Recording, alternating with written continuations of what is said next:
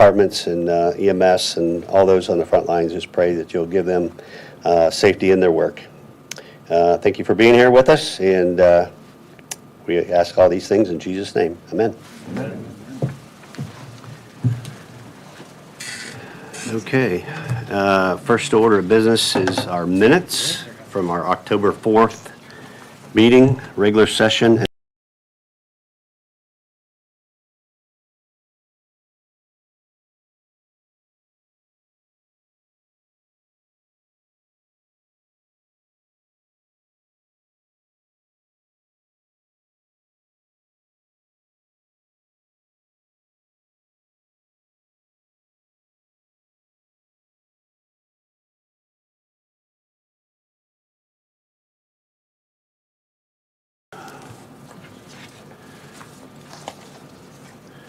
Does everyone have a chance to review the transfers?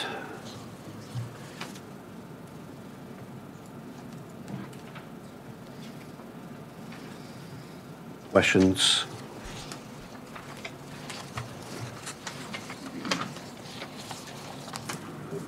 Council? Accept the motion of transfers. Motion to approve transfers. Second. Motion and second. All in favor, aye? Aye. Aye. Opposed? Okay. Additionals. We have several additionals. I was gonna say, I have some questions. Yeah. I see Nate's here. I just. Yep, feel free to ask those Yeah. questions. A lot of different moving parts here.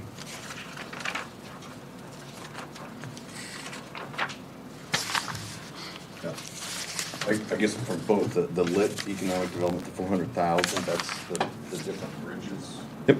Are these, I guess at this point, they're just in design, is that what? Yes, those are in design, and so what we're doing, and then this also kind of covers some other projects right now. I think one of the items that we used, some of the lit money from this year was for the local tracks right-of-way acquisition, so that was one of the big transfers out of that account.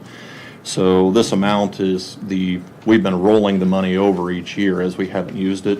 This is kind of the amount that we've had left over from 2021. We're just looking to move that into this year's budget so I can, one, pay for some of the designs that we have. I think right now that account actually is in the red anticipating this.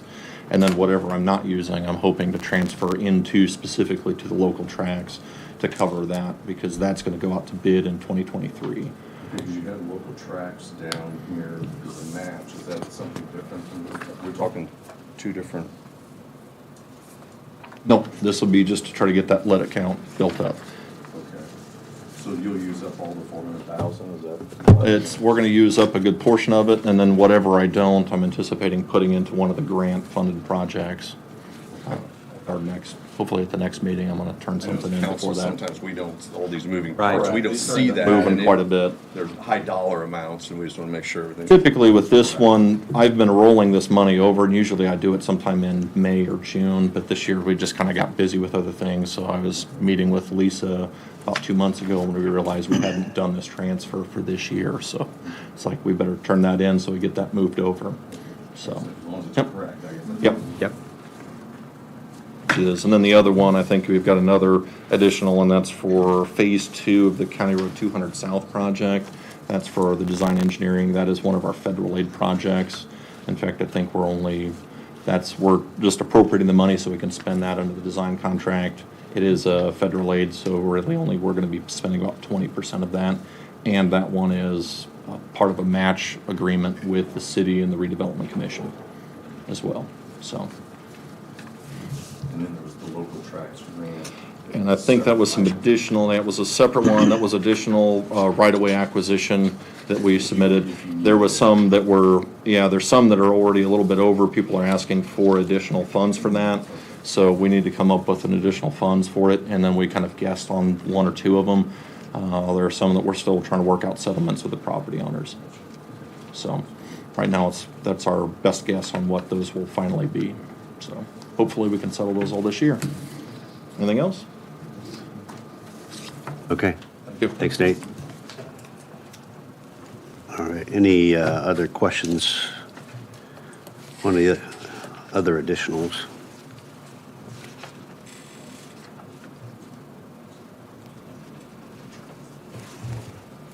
If not, entertain a motion. I'll make a motion, accept the additional appropriations as approved here. Okay, have a motion? Have a second? I'll second. Have a second? Any further discussion? All in favor, aye? Aye. Opposed? Okay. We have one addition to the agenda that didn't get on here. Blake is here from Community Corrections, wants to bring us up to date on an employee that we discussed last month. So I thought we'd get that out of the way real quick. Thank you so much, Steve. No problem. Met with the commissioners Monday evening. We took care of that position for the part-time issue. So I wanted to brief you on that because I told you last month I'd come in and talk to you after the commissioners got things organized. And there's a question I'm going to let Lisa talk about on a handbook, and I'll let you do it. He would like to make his part-time employee who's going to work remotely a full-time Affordable Care Act employee so that they can work 30 hours a week. They will be eligible for health, disability insurance, workers' comp, and social security, but not any paid days. So we would have to offer insurance. Whether they take that insurance or waive that insurance is up to the employee. So part-time employees work 28 hours. Affordable Care Act can work 30. So I would just need to change the salary ordinance. Is there an expiration on the Affordable Care Act policy, or is it permanent? Does that make sense what I'm asking? Yes. Do you think it's expired? I don't know, I'm just curious if it's Still valid? still valid. Yeah. Do we know if it is? We don't. We probably ought to find that out before we do anything. And take it out of the handbook itself? Yeah, because it's not eligible anymore to be I read the enforced. email that you'd sent about that, and I was a little confused. Right, I was too. I didn't know, I understood the 30 hours and the 28, but I didn't understand what the act or the, Right, if it was still eligible or not, or still in force. Colin, do you know by chance if that's still I don't in play or not? I don't. I know it's shifting sand once. Right. So, we can look into that and let everybody know. I think we probably know that first to, Can we approve pending that being still eligible, if that's the right word? Did we not approve 28 hours last month? Yes, he would like to do 30. He was And in the 30. handbook, it just says 28, unless they're an Affordable Care Act employee. So why would we raise it to 30? So that we can accommodate some of her student loan stuff. We talked about that last month. She's got 2 hours she's donating, and then she for 32 hours a week towards that crediting of her work. Agreement. Yeah, I'm okay with the 28, but if the Department of Labor has changed something, we probably ought to have the handbook updated and accurate so that we aren't shooting ourselves in the foot. Do you That's think kind that of they a- went down? I don't know. I'm not an expert in Department of Labor stuff. is there anything prohibiting 28 There's hours? nothing. No. No. I That's think a- we that's had a- already What agreed. we already agreed to, Right. because 28's in the this could be a handbook. mess, and I don't want to, I'm not comfortable touching that without knowing. Oh, no, I agree too.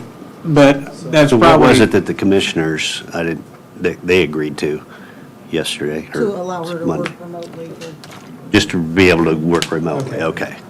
7 So then hours we're a back day. to the 28-hour I think thing. it's So I think 28 we had hours. that That's what we discussion already- now. Yeah, vetted. we agreed on the 28. yeah, and after you guys have Colin check it out, if it's changed and the handbook changes, just let me know. Okay. If I can be clear, the question is, what's the relationship between the Affordable Care Act and the requirement that the county cover health insurance based on the general 30-hour rule, or has that changed? Is that the question? Yes. Okay. Is it still enforced? Or is it still in place, I mean? Right, Seth, is that? what you were Well, if we're trying to do this under what is an Affordable Care Act policy that we're not sure is even still in place or not, and we already had agreed 28 hours previously when we vetted this whole thing, I think we all just keep what we already agreed that we would do. And if the commissioner said she could work remote, then that solves that issue. And then So I if think you we guys- keep it the way that it we was already unless talked about, yeah. Lisa says we can't do 28 hours, which you said we could. So I just say we keep it the way it was. And if you find out they've changed and repealed something, just let department heads know so we can adjust our stuff accordingly. Okay, we'll do that. Thank you. All right. Thanks, Appreciate Blake. your time. Sheriff, you're up.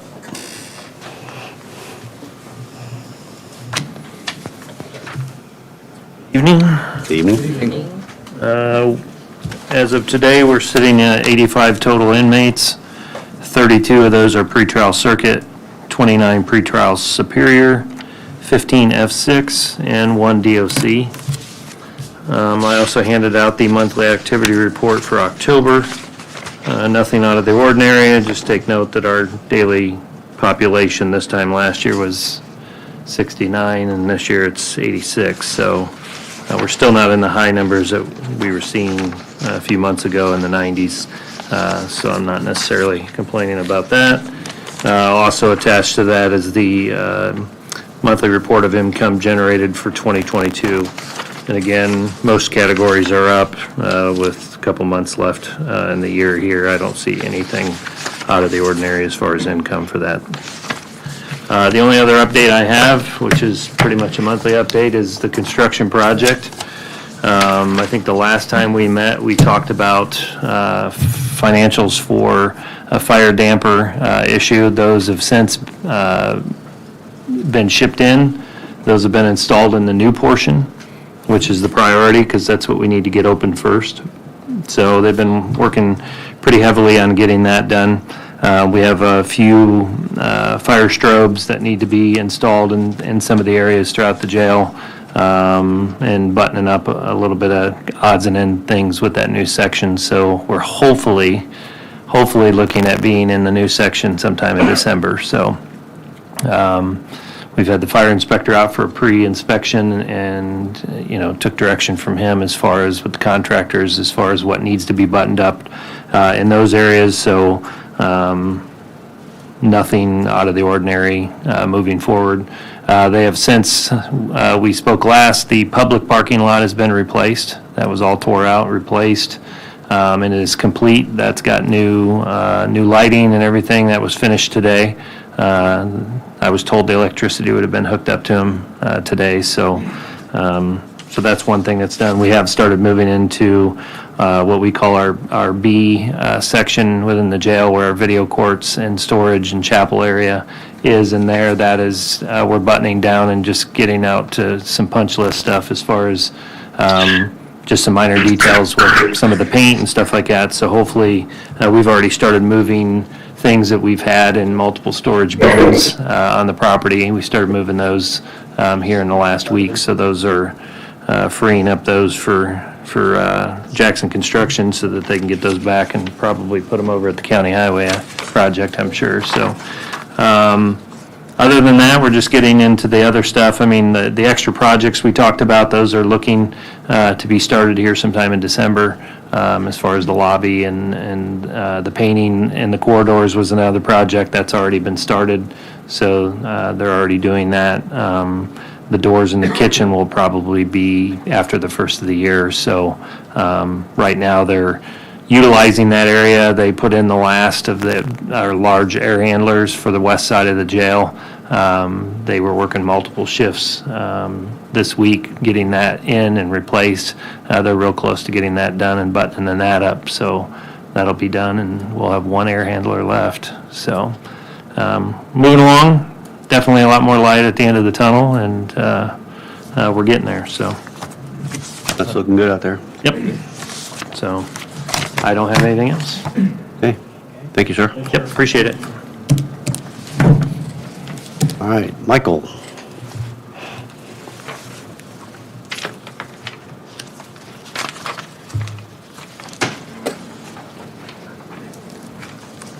Good evening. Evening. So I'm in front of you today to request a change to the 2023 salary ordinance for our position of administrative assistants in the Area Planning Commission office to match the pay rate adjustment that was done for deputies across the board. That was the 3,000 increase that was given. We see this position, the administrative assistant position in our office, as being equivalent to the deputies in the other offices. So we're asking for your permission to change and update that to include that. What's the specifics on that, the disparity that you're talking about? So that position was included in the 7% across the board pay increase, and not the 3,000 lump sum increase that was given to the deputies, because you had the two different categories.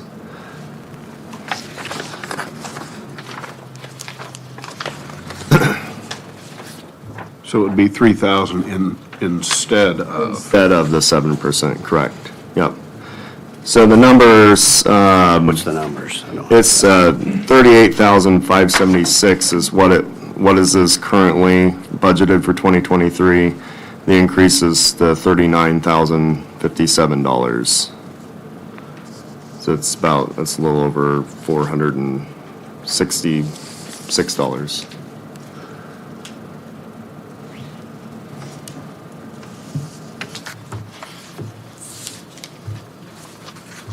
You're requesting that change for next year's salary? Correct, yep. Is it really, it's just a small detail, with the 57, 39,057, the other ones say 39,052. Is it 52? I might have wrote it too fast. Yeah. Yeah. Yeah, it could be 52. Yeah, it's That's fine. Yep. 39.52. Yep, you're right. Okay, thank you. Yep, The 39,052? yep, Yeah. yep. That's what the other ones are. Yes. Discussion?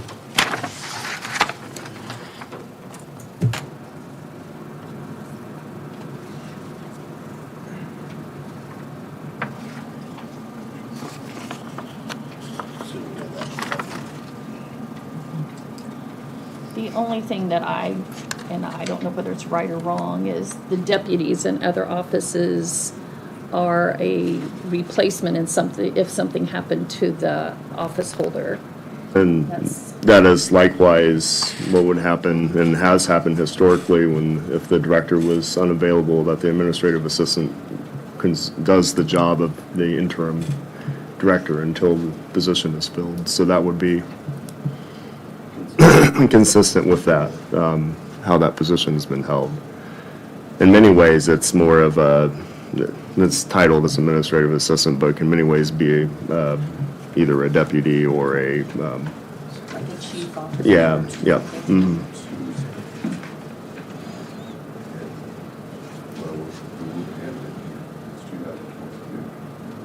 Oh, yeah, well, She's Yeah, he's talking about what will be in 2000. in 2023's, yes, yep, yep. And Lisa, you said her salary in the past has been consistent with. Yes, the other yeah, deputies? yeah, it was kept with the other deputy positions, which is why we started with this process. Yeah, I was gonna say, sounds logical. Sounds in line. All of the things sound valid on that situation. anybody have a problem with that? We could have a motion. I'll entertain a motion to make that happen.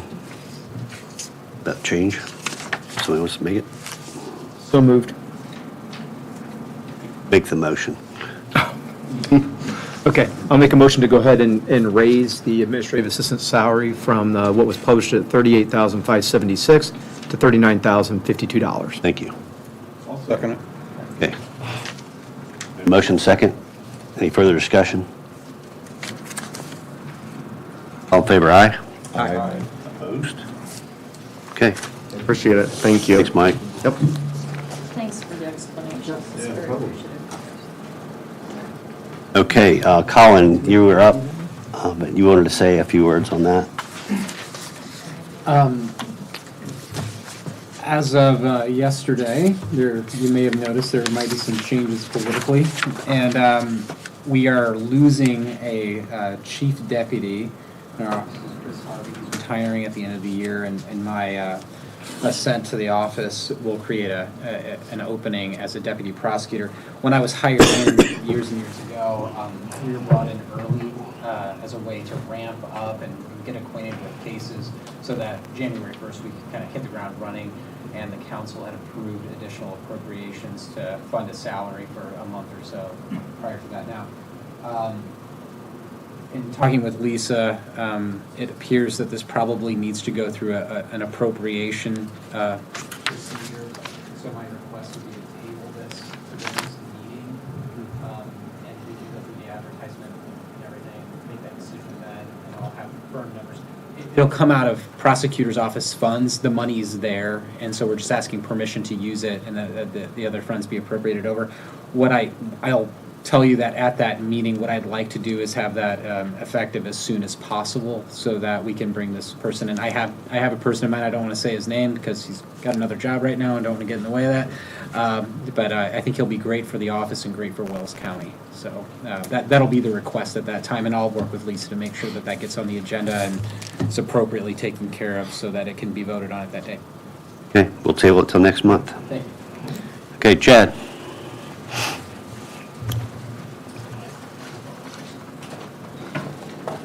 You want to pass out? Yeah. Bribery. This is. That's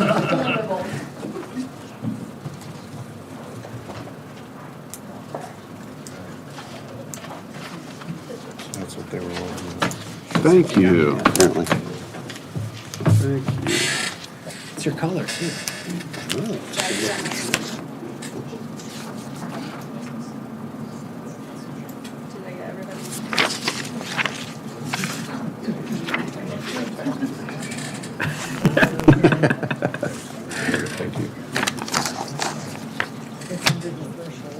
Thank you. Okay. Keychain. Oh, thank you.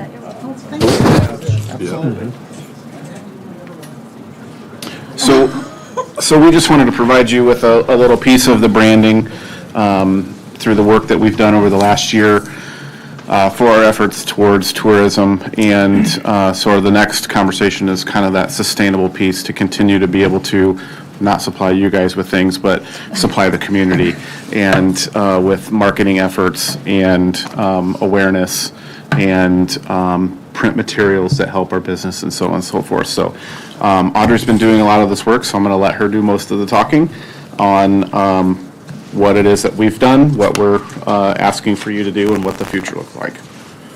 For those of you that aren't familiar with my position, I am a project assistant for economic development, and I do work with Bluffton Now as well, so heavily invested in visitor economy at this point.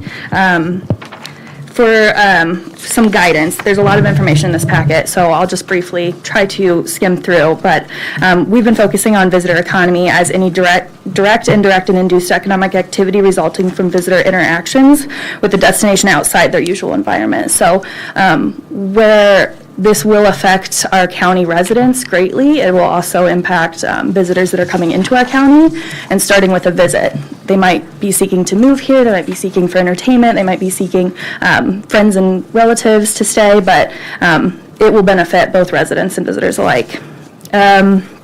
So we're coming to you today to present Indiana Code 6918, and that is tagged. You can turn right to that. The ordinance. It's already in place for about 87% of the state. It's guided by a tourism commission comprised of members that are directly tied to the effects of funding usage and strategic planning, and it benefits, like I said, both visitors and residents of Wells County. Under that ordinance, we would need... So to be clear, that ordinance addresses an innkeeper's tax? Yes, Sorry. my apologies. And the innkeeper's tax, I've worked with it closely now. So that would be what is known as the innkeeper's tax. And I will go into a little bit detail after I get through the commission. So the commission would oversee the usage of those funds and then strategic planning to guide that in the right direction. And I've listed right there where those appointments come from and how it touches every part of the county. They must reside or must own and be executive level employee of a convention, visitor, tourism, or economic development business located within Wells County on 2-year terms. As far as the organizational structure, do you want to talk on that? Yeah, sure. So one of the things that's actually kind of through the process is understanding, what kind of organizational structure do we put in place.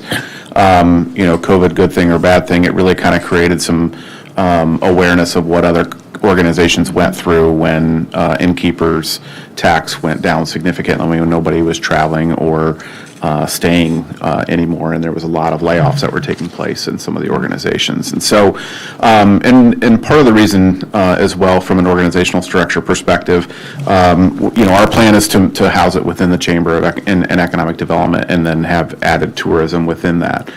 So that one, it's housed within our organization, which is a very solid organization financially. So if there is a downturn, we have the ability to help continue to be able to support the organization.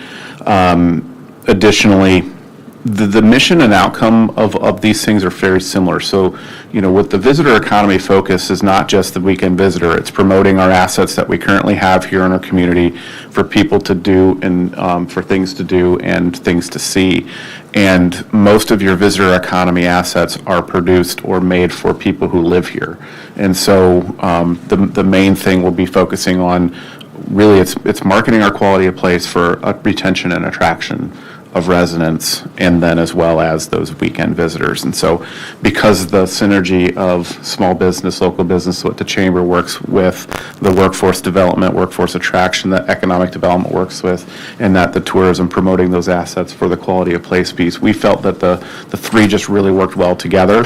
And again, the shared services of copy machines, the space, office space, all of those things that help reduce those overhead administrative costs, and don't have to have a whole nother space for them to be housed and all of those additional things, so. Most other organizations are a little envious of our setup. Yeah, so and our plan would be similar to that of the way that economic development and the Chamber, everything is separate on paper. So there's no funds from economic development that is commingled with Chamber, and the Chamber actually does pay some funds to economic development. So when you look at the funding from economic development, you can see that it is only used for economic development. We know exactly what reserves are ours and so on and so forth. And this would be the same. So it would be an additional line item where those funds would be completely kept separate. All budgeting would be done separate, so on and so forth, utilized and approved by the Tourism Commission, and the uses of those funds would be monitored by that Tourism Commission. Chad, will the board, the commission, will it be paid per meeting, per diem, nothing like what county is now? Is a volunteer board. Totally volunteer? Would that board then report back to council once a year on what's going on, or would you guys be doing that? or how does that work? We would do it similar to the way that we do it for economic development, that we would have an annual report. Okay. And such. Yep. The next image that you can see, that everything in red are the counties that already have the Anana Code in place, stating the innkeeper's tax. And I actually think this has gone down possibly to 12 counties, and I know there's other counties in the works already. So like I said, about 90% of the state already has this sustainable funding piece in place. And for those that are unfamiliar with the innkeeper's tax, which the dirty word, but it's the rental of rooms and accommodations for periods less than 30 days, in addition to the state sales tax. So they do have the state sales tax on there, and this would be around 5%. It is uniform, so any counties that go for this, that go for the ordinance now would be at 5%. Only counties like around the Indianapolis area, around Bloomington, those are 8 to 11%, and you can see those. You can look those up online. And Fort Wayne is higher as well. Fort Wayne, yeah, I think they're at 11. This is just strictly, this is the beverage type tax. Exactly, this is not food and beverage. Room. Yeah, Yes. room order. Yeah, No food and beverage. beverage takes an act of legislation to be able to So get that's approved. not state. Yes. Yep. We're not talking about any of that. Yep, so for us, in our county, we would have the hotels, motels, lodges, any apartments that are rented less than 30 days. Airbnbs would be included in this as well. That's a third-party facilitator that's done through the state. And then cabins, if we were to ever get cabins, and the KOA, their cabins would qualify for this. Let me see. And then the rate and revenue, which I know will be a question for many of you, that was done in a study by Craig Webster from Ball State in 2019. And those studies are available online for you to look at. I have them with me today. And the most revenue that we would ever see that we won't see is up to $246,000. And then half rooms sold 365 days a year at tax rate of 5%, at an average room cost of $75 would be around $93,000. These numbers do not include Airbnbs, which we have about 6 to 9 active. Look at the actual ordinance, just to make sure I'm not missing it. The actual ordinance itself says 30 days, any room or rooms, lodging or accommodations in any commercial hotel, motel, and tourist camp or tourist cabin. It doesn't Yes. mention any of the others that you just said. Yes.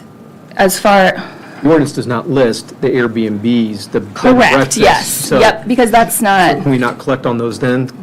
able to. Yeah, So should it We not just, be in the as ordinance? soon as we enact an ordinance, we can collect the Airbnb. We are not collecting Airbnb because we have not enacted this ordinance. Even though it's not still a written in the rental. ordinance, you can No. still collect it? yeah, it's still a rental product. Gotcha, That's it a- Yeah. says on that then. Yes. Yeah. Because Because you got all of them Airbnb is listed a- on the ordinance. Airbnb except is for a those, brand. But yet you're saying you can still go Yeah. tax those, that's fine then. Yeah, so That's a brand. what would actually happen would be, the ordinance would get sent to the state actually collects it and sends it. So. County that- does not. Where, this innkeeper's tax, the local inns and the KOA for their cabins, they would actually self-report and pay direct to the county through the treasurer. It's the county involvement. I got you now. Okay, Correct. I follow you then. Yeah. All right. So the DOR. Back to you or to the county and then to you? They go to the county and then And they to us. reimburse you for it. Correct. So it can be And Kathy's. monthly, it can be, I think it can be distributed any way that they kind of determine what makes the most So the sense, state but, will determine how much comes back, right? well, it comes back to you, it comes back at 100% Okay. into the organization. So that it gets reported monthly and paid monthly, and then I assume that it's distributed monthly as well. Yeah, there are different counties that do it differently, but as far as who we've talked to and the amount of conversations that I've had, this is the general. Are there any Collection. matches by the state in any way, shape, or form? Okay, so it's strictly what we collect, comes back to us. And making sure that people also understand these are, it's a tax on visitors who visit and stay in our hotels. Right. Yeah. And so on. We're Not- not taxing our general public unless they choose to go stay in a hotel room for the night. Or if they're in an apartment for less than 30 days. Yeah. Well, it wouldn't be an apartment. It would be an inn or a motel for less than 30 days, yes. Personally, I think this is a long time coming and way overdue, and I'm 100% behind it. We've been working on this for years. We've got a lot to offer in the county, and not a lot of the people that could travel here are aware of the things that we could offer, and this will help us get that message out. So for the revenue uses, for those that are asking, what do these funds that are collected go towards? Obviously, administration, someone to oversee all of this and report to the board and be guided by the board on what best practices and the strategic planning behind the funds. And then marketing and branding, which we have delivered using Commissioner appropriated funds that we've already presented through the website, the visitor's guide, merchandising that we've shown you today. Additional revenue uses is regional collaboration. This year, I've gone to Indiana Tourism Association Conference and spoken to them every month, the East Region Tourism in Indiana, Visit Indiana, Indiana Destination Development Corporation, Indiana State Parks, and there's countless others that we're able to keep in contact with and be a part of in order to market our county better. And then obviously partnering with cities, county government, organizations, and tourism assets in Wells County like we're doing today to keep everyone in the loop and up to date with what's happening. The communities that we have, making sure that we're marketing every part of our county, not just our city seats, but all of the other tourism assets that we have to offer in our communities. And then speaking closely with retail, lodging, restaurants, entertainment, events, venues, parks departments, and all the organizations that impact visitors when they visit. So I've attached just some brief branding cutouts, and if you scan that QR code, that'll take you right to the website. And just leaving you with the quote that I always leave at every single presentation. Mara Gass from the Irving CVB, which is known as the Convention Visitors Bureau. If you want to build a place where people want to visit, you'll build a place where people want to live. And if you build a place where people want to live, you'll build a place where people have to work. If you build a place where people want to work, you'll build a place where people want to be. And if you build a place where business wants to be, you'll have built a place where people want to visit, excuse me. So I think that really kind of lends into this whole, we're doing this work as a attraction and retention of workforce as individuals to our community, as a population attraction, but at the same time, you have some letters, our tourism assets, or that we would identify as tourism assets, that they like to be able to show off our community and be able to get some of those people that may have not seen some of the things or not visited some of those things. And so if we can get our message out there even further, that is essentially what our hope is. And so we have a couple folks here that would be happy to lend some additional information that are kind of tourism focused assets if you'd like to hear from them. Otherwise, what we are proposing is that you consider essentially kind of a first reading, that you would essentially put this to a public hearing at your December meeting, and that is the ordinance that you have in front of you to establish the 5% gross income tax on lodging that would be used then to create a tourism commission and have funding to be able to market and continue to grow the awareness of our county. My assumption is if we pass this and you ever want to raise that, you have to come back to council for that approval.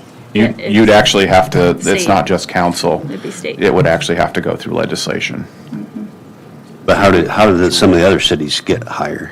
Because they have their population, What's the assets, population-based thing? numbers, yeah. Yeah. It would be rare that. The we 5 would is raise it. a cap for what you can get right now. 5 is the max, yes. So the 5 is the max that you can do through the uniform code. Anything else in a modification We're would asking have for to go uniform. through a legislative approval for a new IC code specific for our county to allow for increasing it. Most of those are funding large convention bureaus or Yeah. larger facilities. Yeah. Do we think this is enough money, even at 50%? No. At 100%, 365 days a year, that would be wonderful. Right. It's not realistic. We think we're going to certainly continue to reach out and find additional funding and additional funding support through grants and other things to continue to make sure that we can do what we need to do adequately to support our local businesses that are trying to grow, and our events and everything else.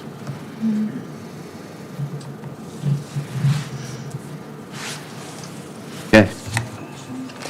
Appreciate the information. Any further questions from council?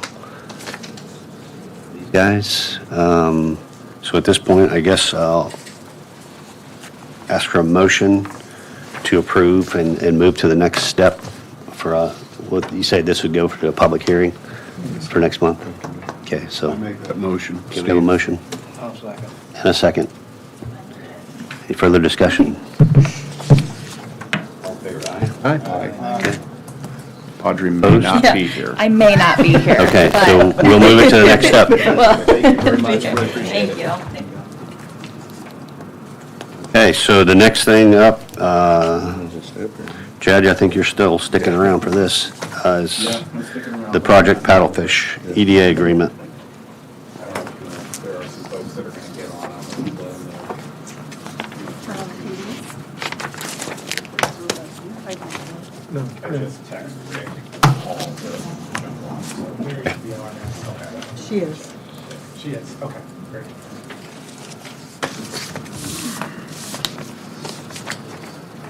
Hey, Mary, Rick, can you guys hear us? Is Rick on yet?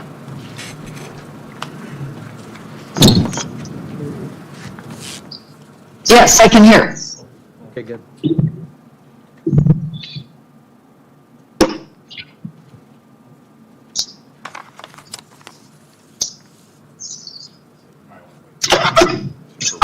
For Rick to get on.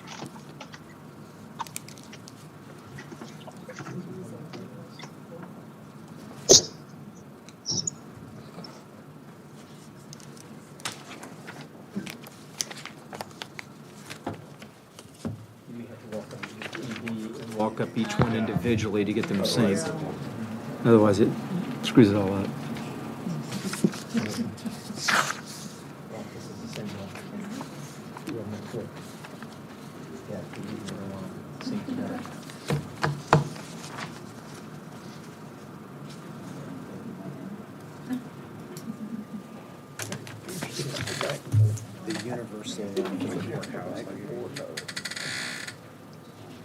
Every TV on, but 3 of them are fine.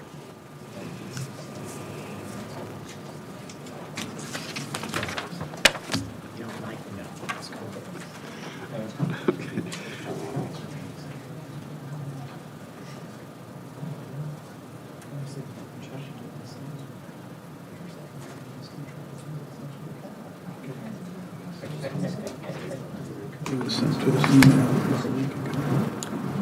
I didn't see that. But it was on a 40-page packet. But yeah. So where is this? 218.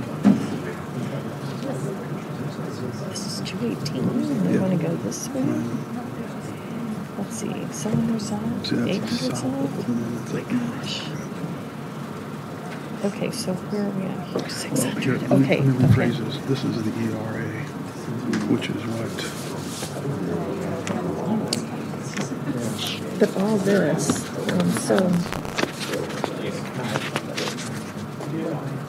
oh, wait a minute. All right.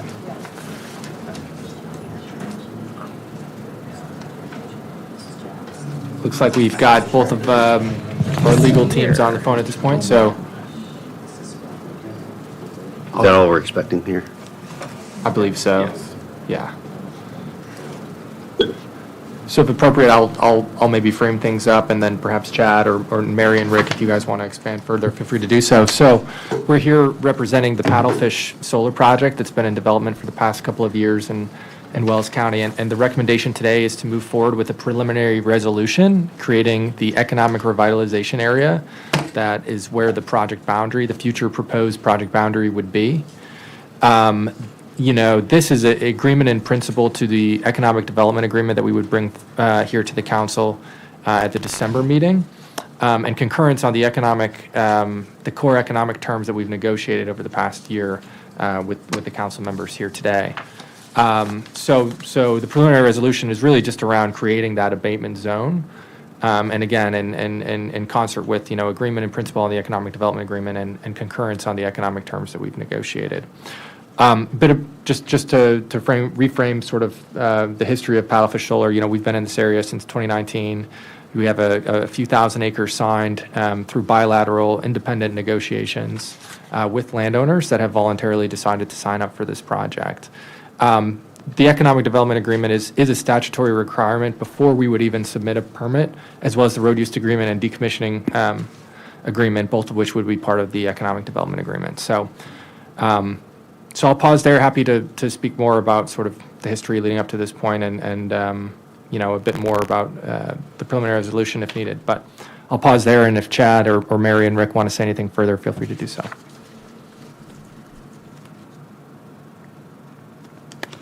Hi, this is Rick, and as was described, this is just the first step with respect to approving the area in which tax abatement may be received, which is the request of Paddlefish.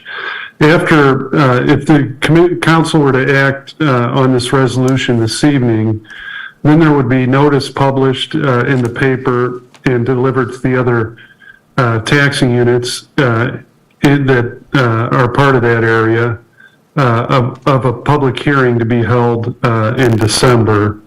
At that time, the council would be required to take any public comment, either for or against the project, and it would have the ability to consider a final resolution regarding the abatement. I think the thought process here was to, before any of this started, even the preliminary resolution, was to get agreement in principle between Paddlefish and the county on what kind of economic development payments would be made and what kind of tax abatement would be received. So that was our thought, and we have some information to share on that. But the full agreements won't be completely drafted until later this month, but would be available for your December meeting. So, Chad, I don't know is there any questions about the process? And if not, we can talk about the main terms of the agreement. I think the main term's fine. You guys have any questions in regards to the next steps? I think we're good to go, Rick. Okay, well,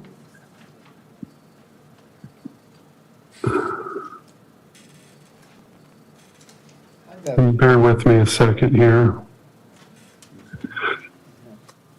Yeah. So I think we have one question here from Jim. Exhibit A is not all that is in Liberty Township. Right. And the reason is because I live right out there. There's a whole bunch of Chester in there, and of course my section's in there too. But I didn't think we was talking about anything in Chester Township. I thought, and it says Liberty all along, but Exhibit A shows it's on the other side of 218.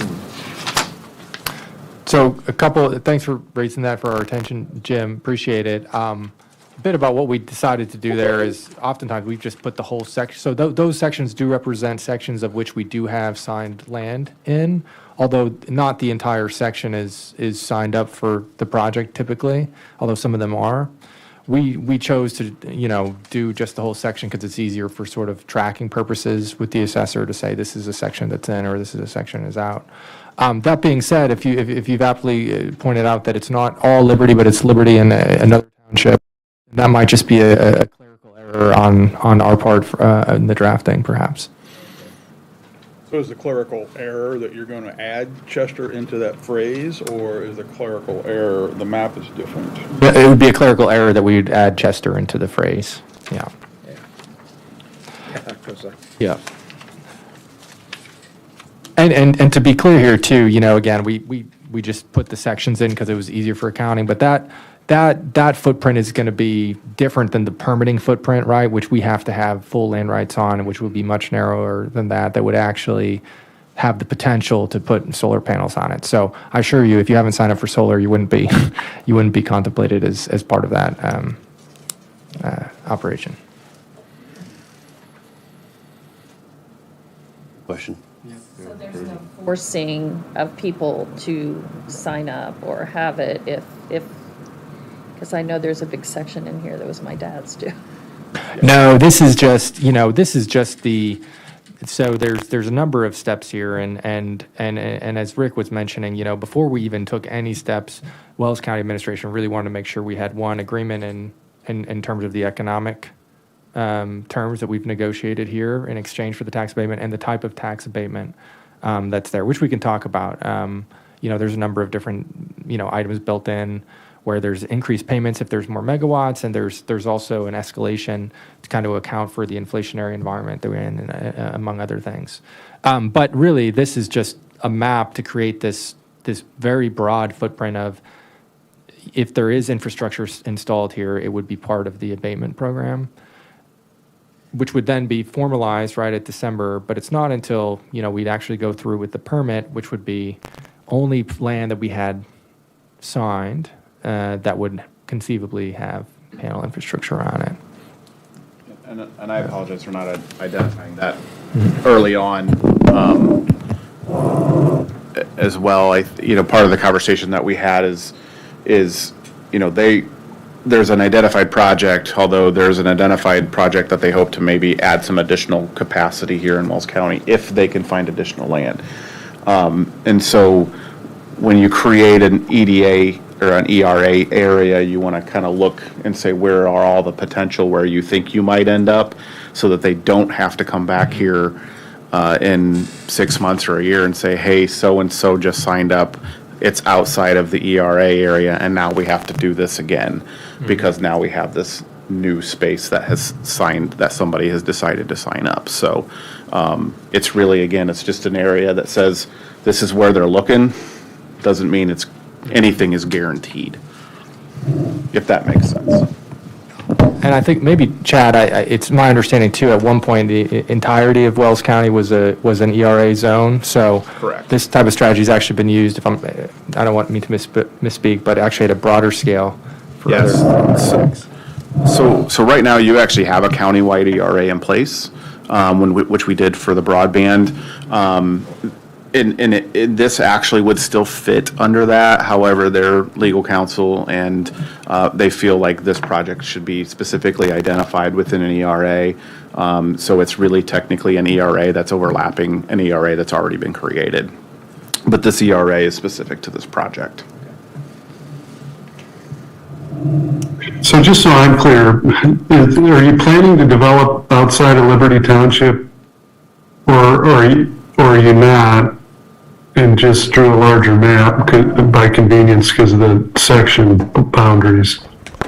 So the section boundaries that are highlighted there do have formalized land positions that, we've negotiated with landowners. If Jim here is pointing out that some of them are in Chester Township, and I believe that he's correct, then that would in fact be just a clerical error on our part. So, yeah. I have up there. Yeah, but to be clear, we're not overreaching beyond sections that, those sections do have land footprints and some capacity on them. This is not an overreaching footprint that's, places we don't have formally signed land. I just want to clarify, because Thank you for doing so. I know we'll both get telephone calls Yeah. if it's in the Chester Township, because when the other company was looking, guess what? We got a ton of calls. Of course, I live there, too, so, yeah. So if I understand it right, if it gets to the point of permitting, which will go through area plan, at that point, then it would be determined the exact areas that you would be. That's correct. Okay. Yes, we would have exactly the parcel IDs and, absolutely, yeah. Correct. And I believe as part of that process too, I think there's, we have to submit some site designs and things like that. So, yeah, absolutely. For these blue ones that are marked, are those individuals you already have agreements with? I assumed it was. Yes, that's Well, the whole blue part or not? Not So the whole blue part. I'll guarantee you that. Okay. So all of those sections, we have at least some land footprint formally signed within that section. Okay. And for simplicity. The whole square, Correct. parts of the square. Yes, Okay, I follow correct, you there. yeah. Just Okay. making sure. Okay. Good questions. Okay, well, getting to the good part, as is reflected in the resolution, the company's requested 100% tax abatement for 10 years on the project. And in exchange for that, they're willing to provide economic development payments to the county. And those economic development payments would be at least 8.5 million. And then we've agreed to certain terms that would allow for the payments to increase if they are delayed from a timing perspective.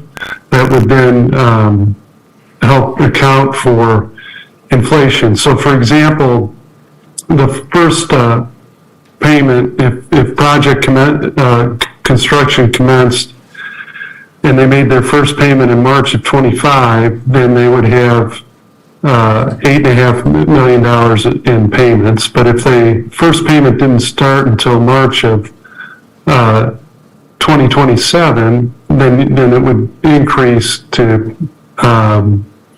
larger than that. And then if it's further delayed, then it continues to escalate. So I don't know if, Chad, you shared this Exhibit F with folks that shows the different scenarios and how the payments might play out? Yeah, they have the. Yeah. Yep, they have them. So I know it's complicated showing a lot of different set of facts that can be played out here. But we wanted to do that so that we're clear, the county and the developer, rather than leaving it just to the interpretation of words in an agreement, that we have some examples that shed light on that. So as you can see, as the project is further delayed in time, then there's fewer payments in there for a larger amount to account for that inflation. Now, what the second table shows, the lower of the two tables, shows what happens if they were to increase the amount of megawatts that they produce. So here it shows if they were to produce 350 megawatts of capacity, there'd be an additional $1.65 million in payments that would then be spread out as is shown in the table. So it's basically taking the same formula from the first example, but then increasing it by the additional 1.65 million. Thanks, Rick. And if I can add maybe one more thing, to put it succinctly, you know, what we're pledging as part of this, right, is a minimum investment amount of $250 million and a payment based on a minimum of 295 megawatts, which is $8.5 million. If the project's delayed or if the project's bigger, up until 350, we can't build more than 350 per our interconnection agreement. That number could swell up to 11.8 million. So between 8.5 and 11.8, depending on the final amount of megawatts and the year in which we bring it online.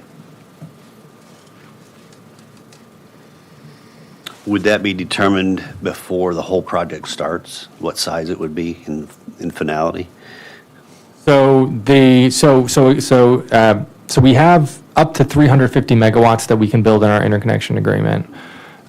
This project does have some land in Huntington County, although the lion's share is here in Wells County. So that's why we're saying, call it approximately 295 megawatts. We would know with more certainty at the time of the permit about what that number really looks like. But part of what's going on here too is if we're at 296 or something along those lines, because, you know, there's an obstacle that comes up, or, you know, there's, you know, I don't know, there's added setbacks we need to add for landowners, right? There's some flexibility built around that. I'm not sure if I did the best job answering your question, but we'll know more at the permit, and then it will be finalized once we start construction. Okay, that's what I was asking, yeah. And Chad, and I don't know whether you can answer this question or if Lisa needs to, but am I right? The payment would go to the county and then the county would distribute to where? What taxing units? That would be, Rick probably can answer that question. Right now, essentially, the funding would go to the county, and then it would be up to the county what it chooses to do with the funding. Could be general funds.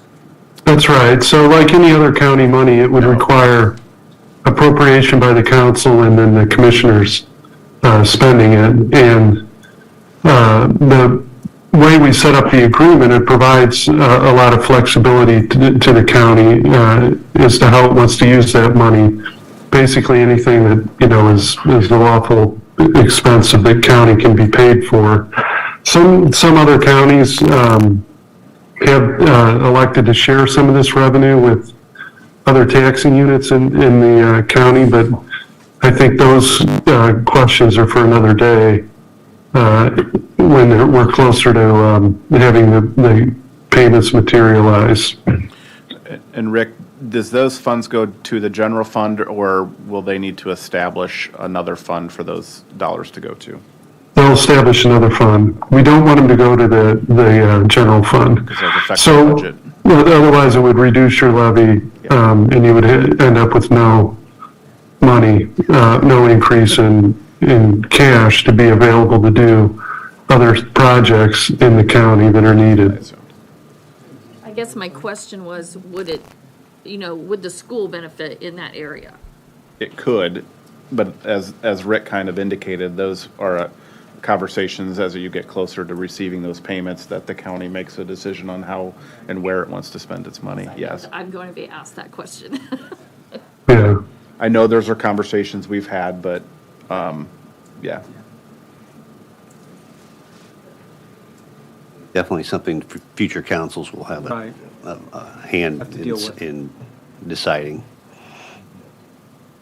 That's right, because as you look at it, there's not any, there's the $250,000 initial payment that wouldn't come earlier than 2025, and then the later payments start coming in at 27, 28, and 29, and 30, so there's some time here. Those needs could obviously change between now and then.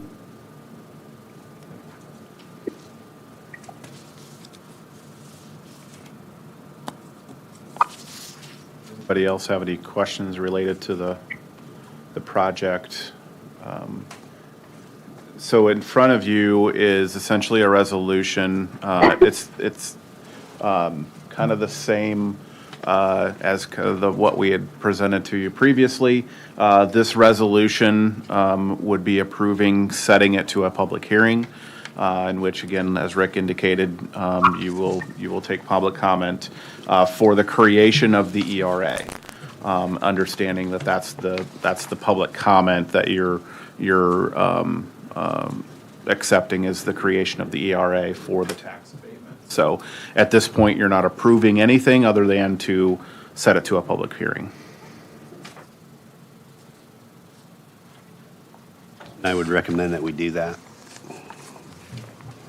So before there's a motion on the resolution, could we get a motion to amend it to change the townships in the second whereas clause to include Chester Township? Yeah.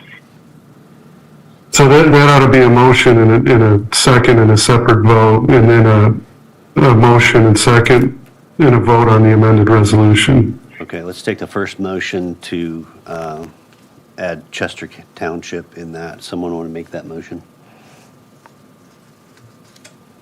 I'll make that motion. I'll make that motion. Okay, we have a motion. Second. We have a second. All in favor? Aye. Aye. Opposed? Okay, we have that first one done. And the second would be to send this to a public meeting. The ERA. Yep. Yeah, to adopt the resolution as was just amended. Adopted as Adopt the amended is resolution what as he's amended. saying. Okay. Yeah. The resolution, okay. This resolution as Resolution amended as with- amended for the public hearing for the creation of the ERA. Motion, do I hear a second? I'll second. We have a second. All in favor, aye?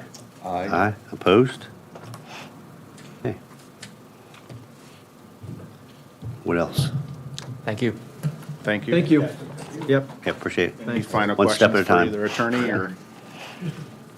Okay. Thank you, Rick, and thank you, Mary. Thank you. Have a good night. Yep, thanks. Okay, on to other business. We have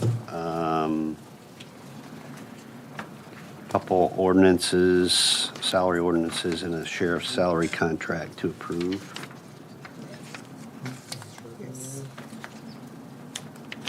Let's take the sheriff's one first.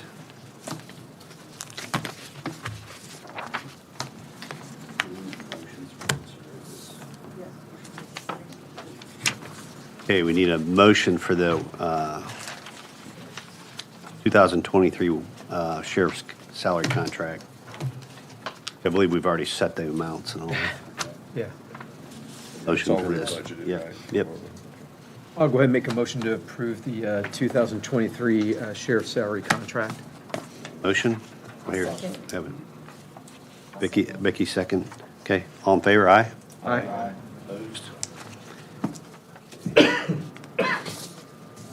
Now we have the surveyor, which we discussed, I believe, was it last month? Yep. We, change was, I believe, just that, Oh, there was nothing in this. The change was in the salary ordinance for 2023. okay. That'll come up Yeah. next year. this is what you approved in budget for his. Was this one for, that if he passes his exam, he'll get It a has all raise that at that listed, yes. moment? Okay, so those were the So that's what changes. it changes, yeah. Okay, so we just need a motion to approve. You have a number for this? 2022, 24. I'll make a motion to pass ordinance 2022-24, fixing the 23 compensation of county surveyor. Thank you, Chuck. Do I hear a second? I have a question, Steve. Yeah. I know a lot of the discussion was around the timing of that, and I read through this ordinance, and I'm blind. I could not find in this ordinance we're adopting where it would make it effective immediately. Right, and that is not in here. That is in your salary ordinance that you're going to approve Next. in December. Or, That's yeah, listed December. in the salary ordinance itself. Look at the salary ordinance that I gave you for 2022. It's in your, And it still says Because this one's not, that one's not changed. okay, Good. You're going to change that for the next wording meeting? is changed, yes, for the next, Okay. 2020, we're doing for 2023. 2023. That's 2022, yeah.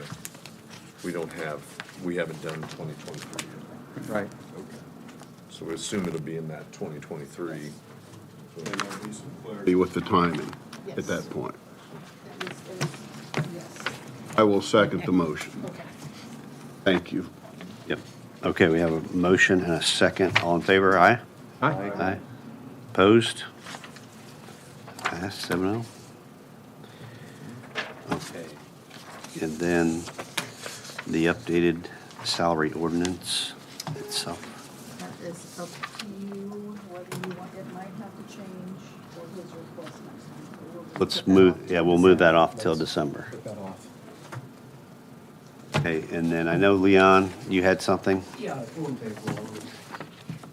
I believe it was back in July that I updated you folks on the project that the RSD's got going on the low-income folks, in our project areas. And I think it's coming to a completion with our Phase 1, which is Murray and Liberty Center. As of right now, we've received a total of 11 donations totaling $5,800. That averages out to $527 per donation. Fortunately, we've only had 3 low-income homeowners who qualified. Those 3 totaled $5,322.07. That's an average of $1,774 per homeowner. And that takes us down to a current balance of $477.93 in the account. I'm quite sure that there won't be any more applications for Phase 1, these 2 towns that I just mentioned. Looking forward to 2023, which will be Craigville, could be some more applications then, and when that time comes, this coming late spring or early summer, we'll have to pursue another, try to generate more funds, whether it be the same avenue through the Chamber of Commerce or whatever, I'll be in touch with Tammy Slater and Aaron Preble and our board, of course, and just proceed from there. But at least we're above water right now with the $477, and I know those 3 homeowners really, really appreciated it, so. And that was for decommissioning That their was decommissioning tanks, correct? and tying up the new, Yeah. to the new system. Not for any bills And ongoing. we could be in the red if it wasn't for an anonymous church. Some of their members helped the 2 in Liberty Center with labor, and that was a big help, because those 2 expenses were less than the one in Murray. But, yeah, we thank those. Point on all that and helping For those doing folks. that. So, Yes. That's nice. I mean, that was an issue.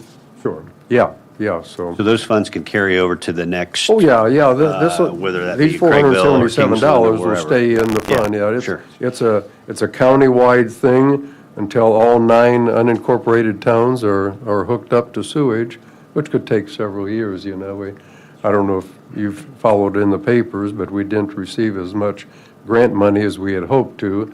We had to scale back from Toxin/Kingsland to just Kingsland for 2024, and then the following year it'd be Toxin. So we had hoped to take Craigville, Towson, and Kingsland all in one swoop, but the grant money wasn't there like it was for Murray and Liberty Center. It's just the nature of the beast, I guess. So we take one step at a time.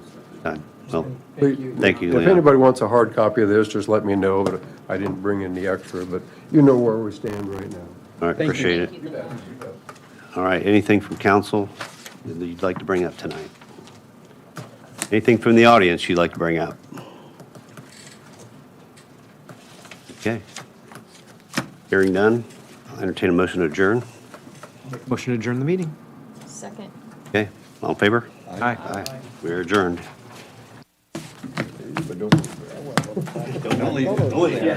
I'm usually wrong, so it's because of me that